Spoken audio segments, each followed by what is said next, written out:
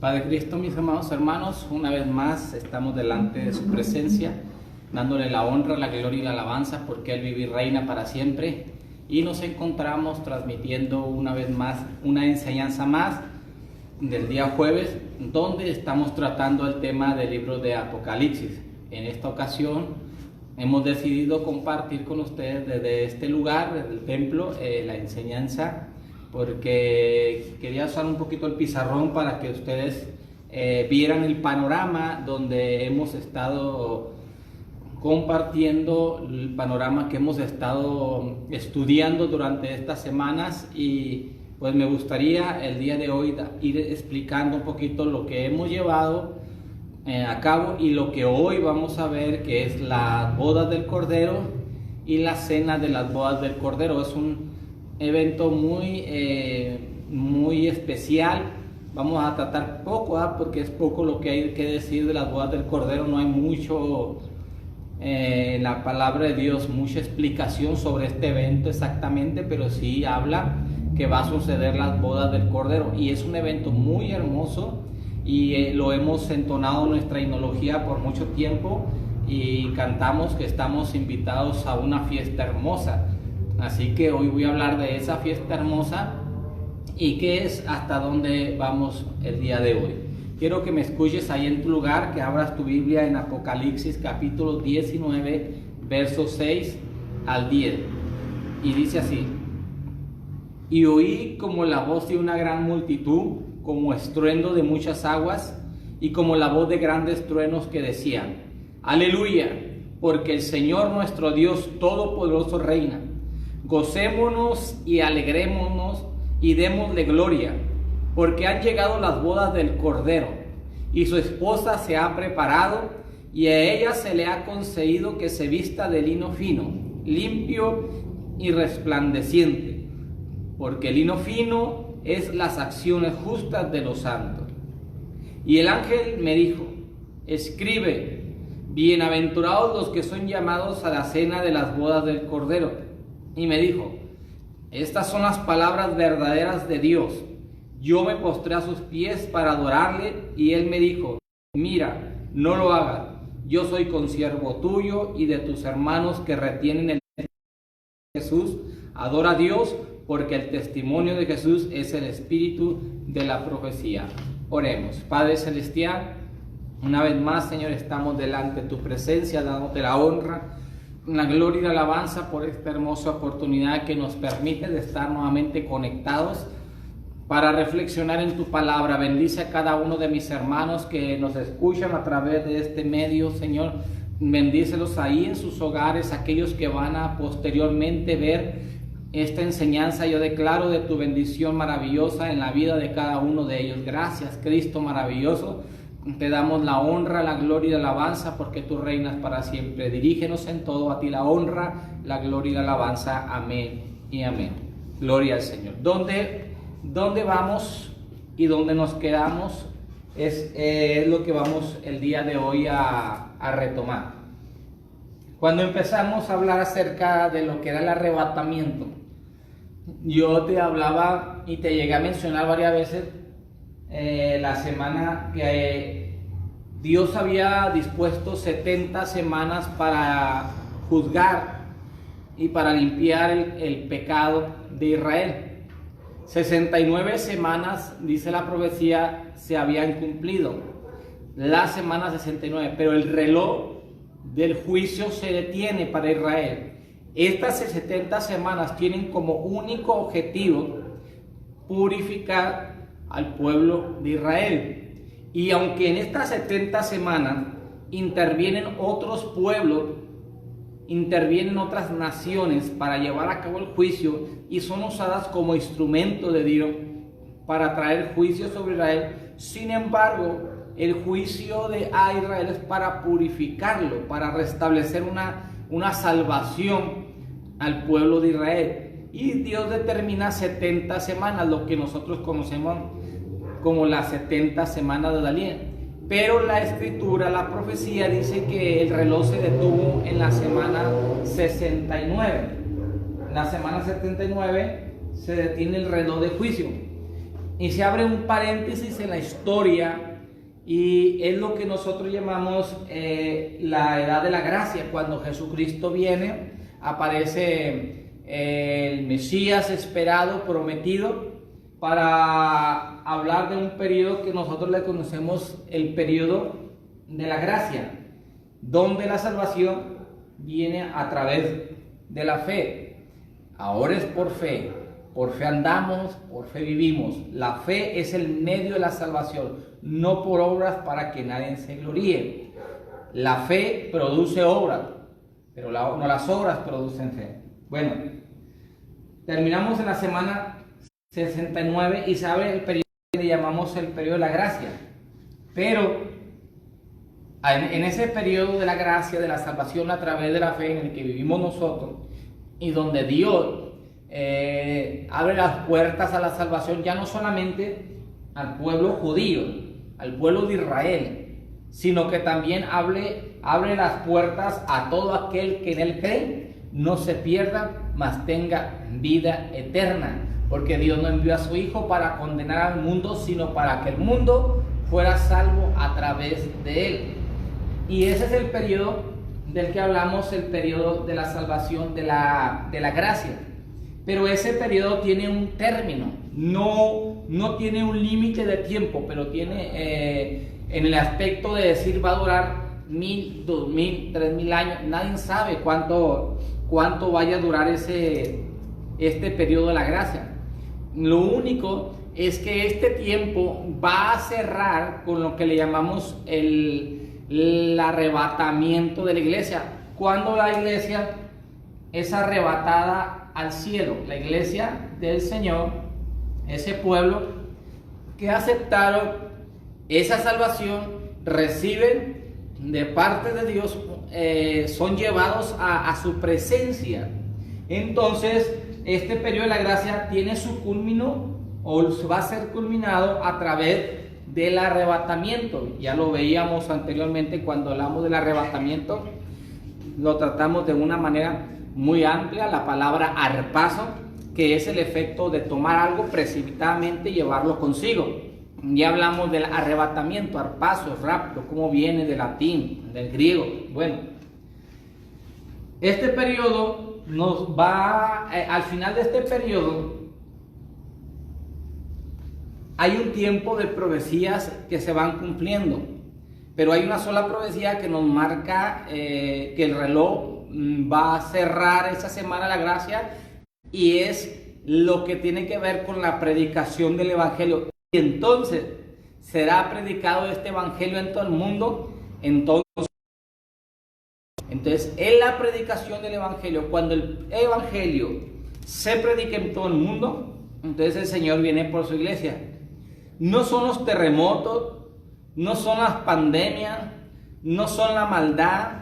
No, esos son principios de dolores, son lo que anuncia la venida del Señor, pero no es lo que determina. La Biblia lo único que dice es que cuando sea predicado el evangelio en todo el mundo, entonces vendrá el fin, ¿sí? Entonces, ¿qué es lo que la iglesia tiene que procurar? ¿Cuál es el propósito? ¿Cuál es la esencia y el trabajo de la iglesia? Estar predicando el evangelio, porque cuando la iglesia predica el evangelio, entonces contribuye a acelerar la venida del Señor. Si la iglesia no predica el evangelio, porque el evangelio debe llegar hasta lo último de la tierra, porque ese era el mandato desde el principio, cuando la iglesia cumpla este propósito, cuando la iglesia cumpla este mandato de parte de Dios, entonces viene el Señor por su iglesia, pero no sabemos exactamente. Puede ser en un instante, en una hora, en un segundo, como puede ser en 100 años, no sabemos, porque tú no puedes tener control de eso. Sin embargo, yo predicando el evangelio aquí y cada quien haciendo su papel donde vive, entonces contribuye a acelerar la venida del Señor. Este tiempo es el tiempo que estuvimos hablando, y hablamos que en este tiempo hablamos del perfil del hombre del último tiempo. Hablamos acerca de las señales. Y hablamos muchas cosas que tenían que ver antes. Luego hablamos de lo que era el arrebatamiento. Este periodo de gracia termina con el arrebatamiento. Y luego, como este periodo fue abierto antes de que se cumpliera la semana 70, entonces queda una semana para terminar de expiar o de terminar de purificar al pueblo de Israel. Y la Biblia dice que cada semana valía, una semana eran 7 años. Así que si una semana son 7 años, quiere decir que la gran tribulación va a durar un periodo de 7 años. Pero quiero que de aquí vayas viendo que es un periodo profético que está preparado para purificar al pueblo de Israel, para la salvación. Por eso se llama tiempo de angustia para Jacob. No se llama tiempo de angustia para los gentiles o la salvación para los gentiles. No, es y exclusivamente para el pueblo de Israel. Es la última semana que falta en este reloj para cerrar la manecilla de la semana 70. Se cumple en lo que llamamos la gran tribulación, y eso es lo que voy a estar compartiéndote el día domingo a las 10:30 de la mañana, que es la gran tribulación, la primera parte. Entonces, la gran tribulación son 7 años, son 3 años y medio y son 3 años y medio, que en total serían 7 años. 3 años de tribulación, así se le conoce, y 3 años de la gran tribulación. Este es el periodo de juicio más fuerte, pero vamos a hablar un poquito acerca de eso. Vamos a hablar cuáles son los juicios, cómo Israel va a estar siendo juzgado y cómo las demás naciones y toda la gente que se quede aquí va a participar de este juicio. Recuerda que cuando la iglesia es arrebatada, da inicio a la aparición del anticristo. El anticristo no puede aparecer, dice la palabra de Dios, dice hasta que a su vez sea quitado del medio. ¿A qué se refiere? Al Espíritu Santo, a la iglesia. Entonces se manifestará aquel inicuo cuyo advenimiento es por obra de Satanás con gran prodigios y señales mentirosos. Entonces vamos a ver cómo cuando el Espíritu Santo ya no está en la tierra, entonces aquel anticristo viene a gobernar, a tomar posesión. Y aquí hay una pregunta muy interesante. Si ahorita como persona o como cristiano que tienes el Espíritu Santo, que el Espíritu Santo te redarguye, luchamos para servir a Dios, batallamos, la gente recibe el toque de Dios y aún hablando en lengua, recibiendo sanidades, siendo quebrantado a través de la palabra, a través del Espíritu, no toman su decisión de bautizarse. Imagínate en aquel día cuando el Espíritu Santo sea quitado de la tierra. Entonces que se manifieste aquel inicuo que dice la palabra de Dios que engaña a los moradores de la tierra. Es un hombre astuto que logra engañar aún, fíjate bien, aquellos que se quedaron porque rechazaron la palabra de Dios, porque pensaron que podían esperarse y que la gran tribulación iban a aceptar a Cristo. No, eso no existe. Eso te lo voy a explicar la semana que entra, el día domingo, y vamos a hablar acerca de eso, de lo que algunos han traído confusión acerca de lo que es la salvación a precio de sangre. Vamos a verlo para que tú vayas ubicando. La iglesia, nuestro tiempo, nuestro periodo está aquí. La salvación por la fe.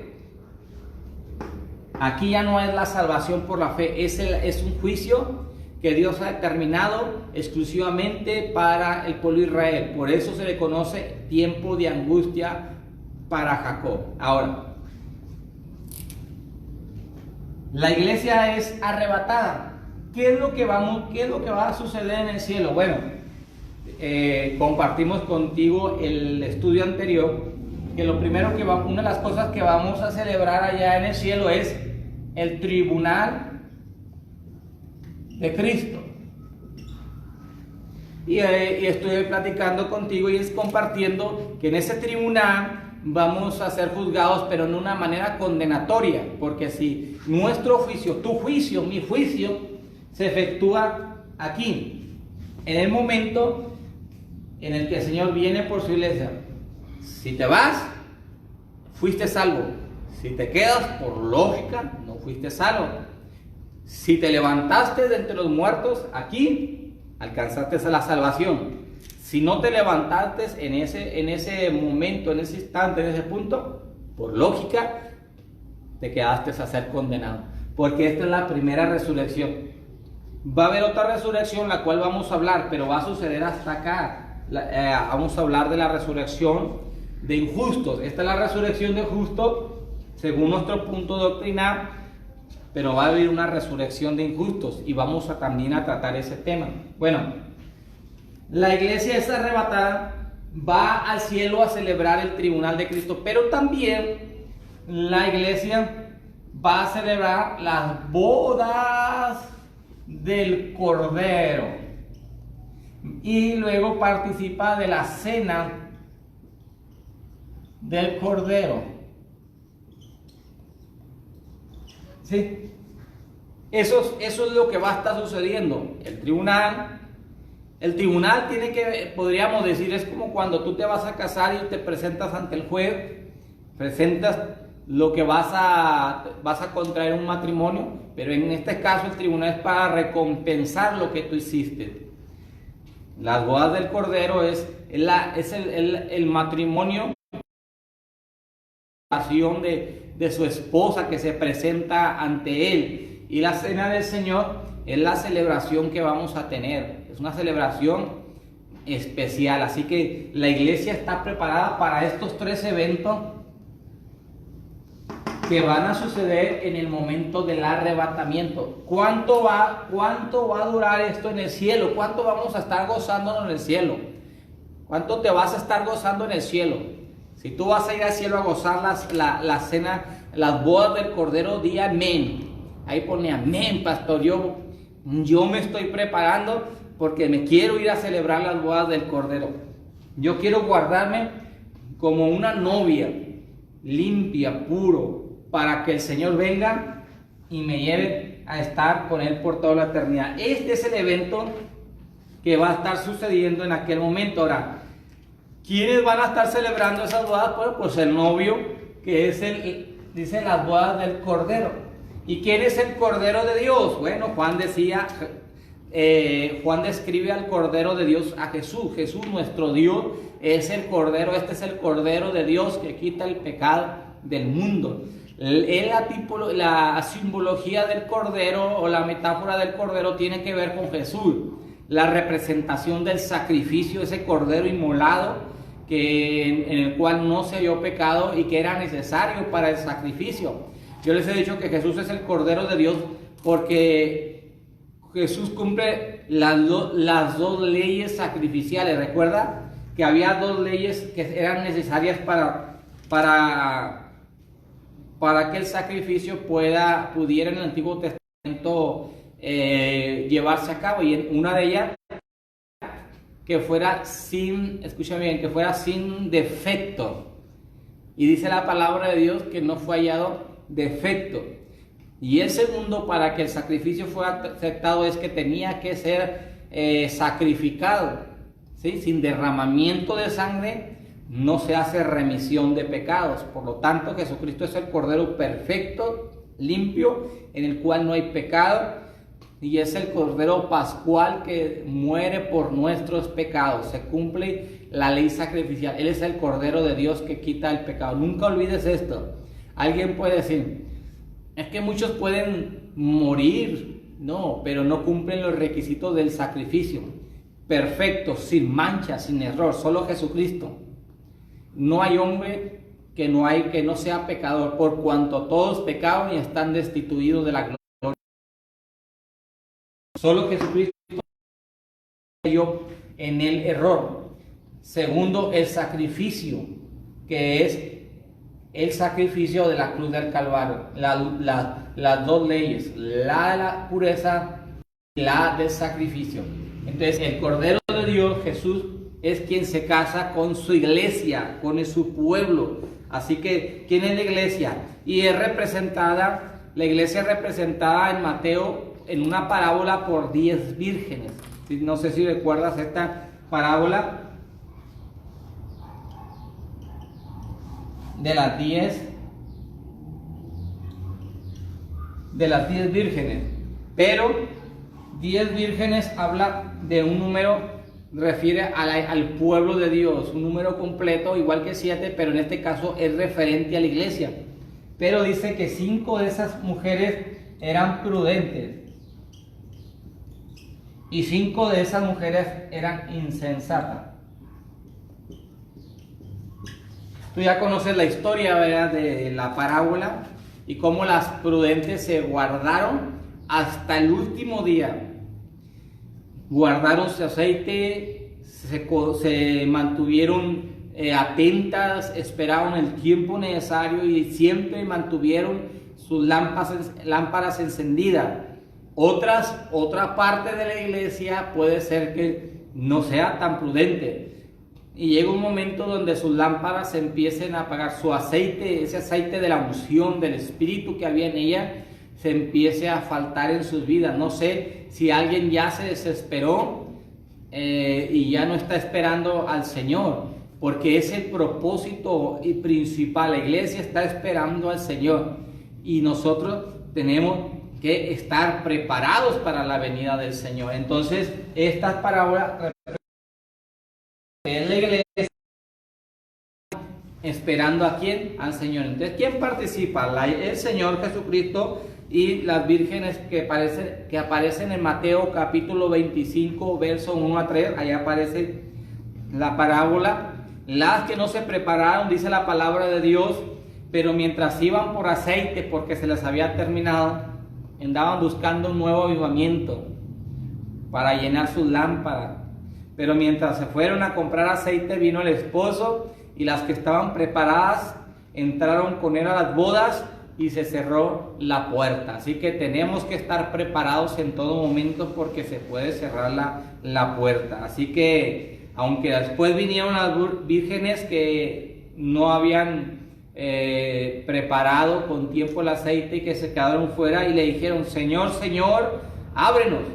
Mas él respondiendo dijo: de cierto os digo que no os conozco. Velad pues, porque no sabéis el día ni la hora en que el Hijo del Hombre ha de venir. No sé cómo está tu aceite, hermano, si estás preparado día y noche velando para la venida del Señor. Así que la iglesia será la esposa. La iglesia es quien forma las mujeres o las vírgenes sensatas que se están guardando en santidad para la venida. Y sin la santidad nadie verá al Señor. Recuerda que no podemos adulterar espiritualmente, porque entonces no iríamos. Tenemos que guardarnos en santidad. Debemos de tener mucho cuidado de no ensuciar nuestras vestiduras, de no mancharnos, porque entonces tampoco podemos ir manchados de pecado y ir a celebrar las bodas del Cordero. Tenemos que guardar como una esposa limpia, como una esposa que se guarda para su Señor. Así que es bien importante que tomemos esto en cuenta. Voy a leer esta escritura que se encuentra, porque es importante que nos guardemos. Efesios 5, 22 al 25. Las casadas estén sujetas a sus maridos como al Señor, porque el marido es la cabeza de la mujer, así como Cristo es la cabeza del Salvador. Así que, como la iglesia está sujeta a Cristo, así también las casadas lo estén a sus maridos en todo. Maridos, amar a vuestras mujeres, así como Cristo amó a la iglesia y se entregó a sí mismo por ella. Amén. Damos la honra y la gloria a nuestro Señor y Salvador Jesucristo. Así que debemos estar siempre preparados en todo momento para presentarnos, dice Pablo, como una esposa pura. Dice: porque os celo con celo de Dios, pues os he desposado con un solo esposo, para presentaros como una virgen pura a Cristo. Una virgen pura. La iglesia se debe de presentar como una virgen pura para el Señor. Así que la iglesia se presenta como esa virgen pura. Recuerda lo que dice en el libro de Apocalipsis, dice la palabra de Dios: gocémonos y alegrémonos porque han llegado las bodas del Cordero y su esposa se ha preparado. No sé si tú te estás preparando. Yo tengo que prepararme, tú tienes que prepararte. ¿Y dónde nos preparamos? Bueno, hay que limpiarnos, y eso es el bautismo. Hay que limpiarnos de pecado y hay que guardarnos después. Así que dice que a esa esposa se le ha concedido que se vista de lino fino, limpio y resplandeciente, porque el lino fino es las acciones justas de los santos. La vestidura del cristiano son las acciones justas de los santos. Aquí es algo muy importante. ¿Por qué te tienes que guardar? No solamente tienes que decir, ya me bauticé, sí, pero tus acciones deben ser justas. Debes de practicar con tu vida la justicia. Si tú no practicas la justicia, puedes manchar tus vestiduras, puedes perder tu vida de santidad. La iglesia debe mantener esas acciones. Recuerda que acciones tiene que ver con es un verbo, ¿sí? Que tiene que ver con lo que tú haces. Y lo que tú haces, la justicia, acciones justas. Es muy importante que nos santifiquemos y lo que hagamos sea practicar la justicia. Y dice la palabra de Dios que bienaventurados los que son llamados, la segunda parte, bienaventurados los que son llamados a la cena de las bodas. Vamos a celebrar las bodas del Cordero. La iglesia se casa con el Señor, tiene su celebración, pero también celebramos lo que son la cena, dice la cena de las bodas. Así que nos sentimos contentos porque vamos a celebrar esas bodas, porque vamos a ser arrebatados y vamos a ir a celebrar esas bodas del Cordero. La iglesia va a estar jubilosa, por eso dice alégrense, gócense, regocíjense. Imagínate, hermano, la iglesia es arrebatada y escapamos de esto, porque recuerda que la Biblia dice que no nos ha puesto para ira.